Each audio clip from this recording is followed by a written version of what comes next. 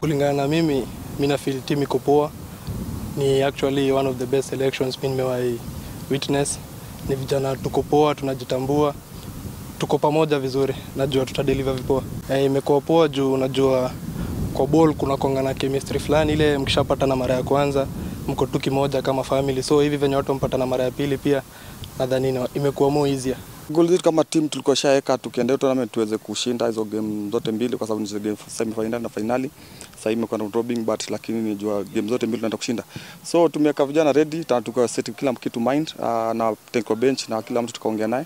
So tuna make sure kila kitu tunaenda kufanya huko kitu right kwa sababu ni team tumekuwa nayo kuanzia under 18 tumekuwa na karibu 3 weeks huko na Kisumu. So tumekuja hapa tumekaa nao 1 week nafikiri tuko ready kulingana na vile tumetrain.